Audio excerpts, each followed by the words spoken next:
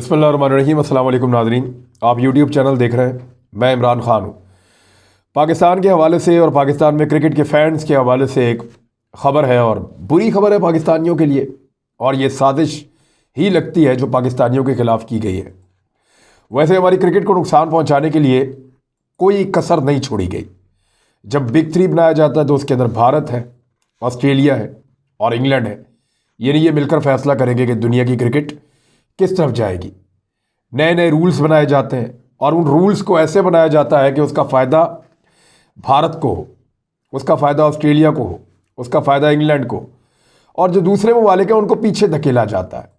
एक दौर था जब वेस्ट इंडीज़ से जान छुड़ाने के लिए क्रिकेट को अजीब तरीके से चेंज किया जा रहा था कि बॉल को ये कर दो, रूल्स को ये कर दो, इसको ऐसे कर दो, इस किस्म का बॉल होना चाहिए, इस किस्म के रूल्स होने चाहिए, इस किस्म का जो है वो इक्विपमेंट होना चाहिए, ये वाले रूल्स जो है वो तब्दील कर दिए जाएं ताकि वेस्ट इंडीज़ को दीवार के साथ लगाया जाए। तो उन्होंने ऐसा कर लिया।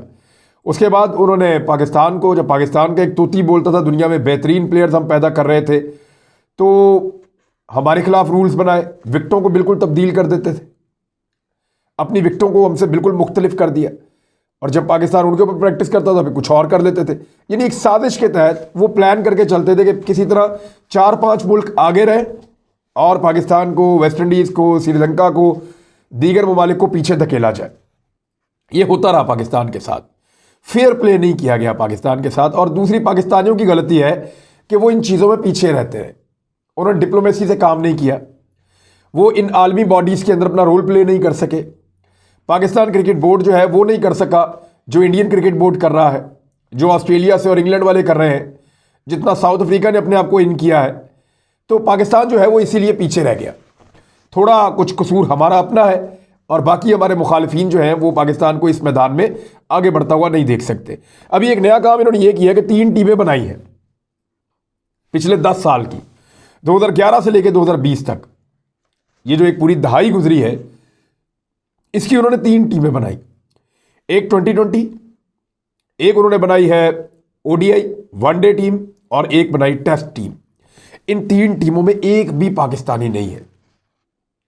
यानी जो इनकी T20 टीम है उसके अंदर 4 भारतीय डाले हैं, जो वनडे की टीम है उसमें 3 भारतीय डाले हैं, और जो इनकी टेस्ट की टीम है उसमें भी 3 भारतीय जो है उनको शामिल किया गया है। डेलिबरेटली ऐसा किया गया। मैं आपको ज़रा टीमें बता देता हूं, फिर बताते हैं कि उन्होंने पाकिस्तान के साथ ऐसा क्यों किया और पाकिस्तान के वो कौन से प्लेयर्स हैं जिनको इन टीमों के अंदर शामिल होना चाहिए था, या जिनकी वजह बनती थी कि उनको शामिल किया जाए, और फिर उनको क्यों शामिल नहीं किया गया उस पर बात करते हैं। भारत क्या कह रहा है, बाकी ममालिक क्या कह रहे हैं, और पाकिस्तानी क्या कह रहे हैं। पाकिस्तान के प्लेयर्स ने बड़ा, राशिद लतीफ़ साहब ने, शुएब अख्तर साहब ने बड़ा ज़बरदस्त मौक़िफ़ इसके ऊपर दिया, और मज़ीद मौक़िफ़ लोगों के आ रहे हैं। T20 टीम में रोहित शर्मा को शामिल किया गया है, क्रिस गेल को शामिल किया गया है, फिंच ऑस्ट्रेलिया का, विराट कोहली इंडिया का, AB डिविलियर्स साउथ अफ्रीका से, मैक्सवेल ऑस्ट्रेलिया से, धोनी उसका कैप्टन बनाया गया। धोनी कैप्टन के तौर पे एक बेहतर प्लेयर है। पोलार्ड वेस्ट इंडीज़ से अगेन, राशिद खान अफगानिस्तान से, हद हो गई वैसे। बुमराह भारत का बॉलर है, फास्ट बॉलर, और मलंगा ये श्रीलंका से। ये टीम बनाई जी ODI की, सॉरी T20 की। अब आ जाए ODI टीम में। यहाँ डेविड वार्नर ऑस्ट्रेलिया से, दोबारा से रोहित शर्मा, उसके बाद Virat Kohli, AB de Villiers, Mahendra Singh Dhoni captain, Ben Stokes ये इंग्लैंड का प्लेयर है, शकीबुल हसन बांग्लादेश से, मिचेल स्टार्क ऑस्ट्रेलिया से, ट्रेंट बोल्ट न्यूजीलैंड से, मलिंगा साउथ अफ्रीका से, और इमरान ताहिर साउथ अफ्रीका से। ये इन्होंने टीम तैयार की है। मलिंगा श्रीलंका से है। अब टेस्ट टीम के अंदर आप चले जाएं तो अलिस्टर कुक इंग्लैंड से, डेविड वार्नर ऑस्ट्रेलिया से, केन विलियमसन न्यूजीलैंड से, विराट कोहली इसको कप्तान बनाया गया है, स्टीवन स्मिथ ऑस्ट्रेलिया से, संगाकारा श्रीलंका से, बेन स्टोक्स इंग्लैंड से, एश्विन ये बॉलर है, ये भारत का, इसको शामिल किया गया है, डेल स्टेन साउथ अफ्रीका से, और स्टुअर्ट ब्रॉड इंग्लैंड से, जेम्स एंडरसन इंग्लैंड से। ये टीम दोबारा बनाई गई है, इसमें भी भारतीय शामिल किए गए, और दीगर ममालिक के लोग शामिल किए, लेकिन एक भी पाकिस्तानी को इसमें शामिल नहीं किया गया इन तीनों टीमों में। अब ऐसा क्यों किया गया है? देखिए, ऑस्ट्रेलिया के प्लेयर्स हैं, न्यूजीलैंड के हैं, इंग्लैंड के हैं, भारत के हैं, साउथ अफ्रीका के हैं, वेस्ट इंडीज़ के हैं, श्रीलंका के हैं, बांग्लादेश के, हत्ता के अफगानिस्तान तक के प्लेयर्स को शामिल किया गया। पाकिस्तान को नहीं किया गया। क्यों नहीं किया गया? ये वैसे ही है जैसे आपने यहाँ पाकिस्तान के अंदर एक अटैक हुआ था और टेस्ट क्रिकेट पाकिस्तान से 10 साल के लिए बाहर चली गई थी। 10 साल के बाद क्रिकेट वापस आई पाकिस्तान में। कितना बड़ा नुकसान है। कोई क्रिकेटर पाकिस्तान में आगे खेलने के लिए तैयार नहीं था। कई ममालिक में बहुत बुरे हालात हैं, वहां जाके खेलते हैं, पाकिस्तान में नहीं खेलते थे। बहुत प्रोपेगेंडा किया पाकिस्तान के खिलाफ। भारत ने बड़े लंबे अरसे से हमारे साथ खेलने से इनकार कर दिया, हमने भी कर दिया, हम नहीं खेलते। तो ये जो सूरत हाल पैदा की गई है पाकिस्तान की क्रिकेट को दीवार के साथ लगाने की, क्योंकि देखिए गेम्स जो है ना वो आपकी पहचान बनती है। आपको आजकल आपके वज़ीर आज़म पाकिस्तान इमरान खान साहब, आप उनको कैसे जानते हैं? क्रिकेट से उन्होंने नाम कमाया ना, पूरी दुनिया में एक बड़ा नाम बनाया। उसके बाद वहाँ से उन्होंने फलाई काम शुरू किया और करते करते पॉलिटिशियन बने, आज प्राइम मिनिस्टर ऑफ पाकिस्तान है। लेकिन उनको इब्तदाई तौर पे जो वो मशहूर हुए, मकबूलियत मिली, वो क्रिकेट की वजह से मिली। गेम्स तो खेलों की वजह से बहुत सारे मुल्कों की दुनिया में पहचान होती है। तो हमारी पहचान को दबाने के लिए जहाँ भारत का दाव लगता है ना, वो अपना दाव लगाते हैं। और उनके साथ ऑस्ट्रेलिया, आपको पता है, उनका साथ देता है। क्वाड में भी वो उनके साथ है, जो एक ग्रुप बनाया हुआ उन्होंने लड़ाई के लिए अमेरिका के साथ मिलकर, जापान, ऑस्ट्रेलिया, अमेरिका और इंडिया। तो ये पाकिस्तान के खिलाफ एक साजिश के तौर पे लिया जा रहा है। और स्टेटमेंट्स क्या आए हैं, सबसे पहले आप देखें कि जो स्टेटमेंट दिया है इसके ऊपर सबसे इंटरेस्टिंग जो मुझे लगा वो स्टेटमेंट है जनाब राशिद लतीफ़ साहब का। राशिद लतीफ़ साहब एक टेस्ट क्रिकेटर हैं, पाकिस्तान के कैप्टन रहे हैं, बड़े शानदार विकेट कीपर रहे हैं और बैटिंग भी बहुत अच्छी करते रहे। उनकी क्रिकेट एकेडमी भी है बहुत मशहूर कराची में। तो उन्होंने कहा कि ये शायद उसके साथ लिखना भूल गए कि ये आईपीएल की टीम बनाई है उन्होंने, ये आईसीसी की टीम नहीं बनाई, ये आईपीएल की टीम बनाई है, इंडियन प्रीमियर लीग की। लगता तो ऐसा ही है, क्योंकि इसमें अगर आप T20 को देखें तो T20 के अंदर बाबर आजम दुनिया का नंबर 1 बैट्समैन रहा और बड़े लंबे अरसे तक रहा और बेहतरीन एवरेज के साथ स्कोर करता रहा और लगातार करता रहा। बाबर आजम एक क्लास है। इसको लोग इंडिया में डिस्कस करते हैं, इंग्लैंड में डिस्कस करते हैं, ऑस्ट्रेलिया में डिस्कस करते हैं। दुनिया भर के बॉलर जो है वो बाबर को आउट करने की स्ट्रेटजी बनाते रहते हैं, बाबर की क्रिकेट के बारे में बात करते रहते हैं। कमेंटेटर जब तक बाबर विकेट पे रहता है बाबर के बारे में बात करते हैं। लोग कहते हैं विराट कोहली बेहतर है या बाबर बेहतर है, तो जब आप उसके आदादो शुमार देखते हैं तो पता चलता है बाबर बेहतर है।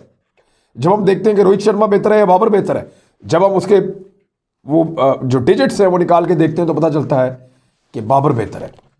बाबर T20 का नंबर 1 बैट्समैन बड़े लंबे अरसे तक रहा। अभी डेविड मिलान ने उसकी जगह ले ली है, लेकिन वो सेकंड नंबर पे बाबर बदस्तूर कायम है।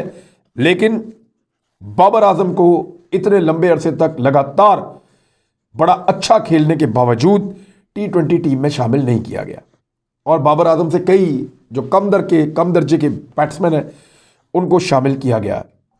अच्छा, अभी कुछ लोग कुछ डाटा शेयर कर रहे हैं और वो डाटा बड़ा इंटरेस्टिंग है।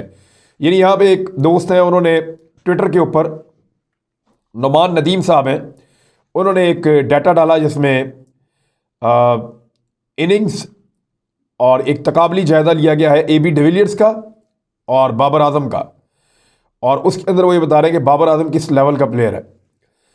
अच्छा, इसमें जो इनिंग्स हैं वो AB डिविलियर्स की 44, बाबर आजम की 42 रन्स, डिविलियर्स के 1082 और बाबर आजम के 1681, 600 रन ज़्यादा, एवरेज 27 की और इधर 50 की, 50 से भी ज़्यादा 51 की, स्ट्राइक रेट 143, 130 और यहाँ पे 6 फिफ्टियाँ हैं और वहाँ पे 16 फिफ्टियाँ हैं। ये है बाबर आजम की क्लास जो वो साबित कर रहा है लगातार, लेकिन टीम के अंदर शामिल नहीं किया गया। ODI में भी बहुत अच्छा खेलता रहा बाबर आजम। और इवन यहाँ एक और जो है वो डाटा शेयर किया गया है, वकास अंजुम साहब ने ये डाटा शेयर किया है। इसमें बता रहे हैं कि उमर गुल और जसप्रीत बुमराह को शामिल किया गया है T20 टीम में और उमर गुल को नहीं किया गया। अब यहाँ पे एक आप कंपैरिजन देखिए, उमर गुल ने 60 मैच खेले हैं, बुमराह ने 50 मैच खेले हैं। विकेट्स 85 ये हैं उमर गुल की और 59 सिर्फ बुमराह की हैं। एवरेज 16.98, वहाँ एवरेज 20.25 और 4 विकेट्स जो ली हैं उन्होंने, ये 6 मरतबा ली हैं और बुमराह ने कोई भी नहीं ली, 1 मरतबा भी नहीं ली। 5 विकेट्स जो ली हैं वो 2 मरतबा ली हैं और बुमराह ने कोई भी नहीं ली। एक दफ़ा भी 5 विकेटें नहीं ले सका, एक दफ़ा भी 4 विकेटें नहीं ले सका। तो जबकि उमर गुल ने 2 मरतबा 5 विकेटें और 4 मरतबा 6 विकेट हासिल किए एक साथ। जो बेहतरीन बॉलिंग उमर गुल ने की है उसमें 6 स्कोर देकर 5 खिलाड़ियों को आउट किया, जबकि जसप्रीत बुमराह की अब तक की सबसे बेहतर बॉलिंग यह है कि उन्होंने 11 रन देकर 3 खिलाड़ियों को आउट किया। और जो बाकी चीज़ें हैं उसमें भी बता रहे हैं कि उमर गुल बहुत बेहतर है। तो उमर गुल के बजाय जसप्रीत बुमराह को जो है वो लगाया गया कि ये बेहतर प्लेयर है और उसको शामिल किया गया। साथ ही साथ क्रिकेट के फैंस ये कह रहे हैं कि यूनुस खान को शामिल ना करना एक बहुत बड़ी ज़्यादती है। यूनुस खान का रिकॉर्ड बड़ा शानदार है। टेस्ट के हवाले से ख़ास तौर पे इन्होंने 10,000 रन बनाए हैं और बड़े लंबे अरसे तक बड़ी शानदार क्रिकेट खेली है। 115 टेस्ट में से सिर्फ 19 ऐसे हैं जो अपने मुल्क में खेले हैं, अपने होम ग्राउंड। बाकी सारे 11 दूसरे मुल्कों में जाकर मैच खेले, 11 मुख्तलिफ मुल्कों में जाकर बाकी सारे मैच खेले। तो बड़ा जिगरा चाहिए बाहर जाकर खेलने के लिए। अपने मुल्क में सिर्फ 19 मैचेस 115 में से और 96 मैचेस खेले हैं बाकी सारी दुनिया में, और वहां पे सेंचुरियां बना बना के तबाही फेर दी। 50 से ज्यादा की एवरेज है, ट्रिपल सेंचुरी बनाई, डबल सेंचुरियां बनाई, 10,000 रन बनाए। लेकिन इसके बावजूद जो है वो यूनुस खान को भी शामिल नहीं किया गया। फिर यहाँ पे शाहिद अफरीदी के बारे में कुछ लोग कह रहे हैं कि बड़ा हार्ड हिटर्स है, बड़ी मैच विनिंग परफॉर्मेंसेज हैं, लेकिन मैं इस बात से इत्तेफाक नहीं करता। शाहिद भाई बड़ा शानदार हिटर है, बड़ा ज़ोरदार शॉट मारते हैं और बहुत कमाल खेलते हैं। मैं उनका खुद बहुत बड़ा फ़ैन हूँ। ऑलराउंडर्स का अगर आप बात करें तो बहुत कम ऐसे लोग हैं या किसी की शॉट में ऐसी जान होती है, जैसी हमें लगता था कि शाहिद अफरीदी की बॉल ग्राउंड में गिरेगी लेकिन बाहर चली जाती थी।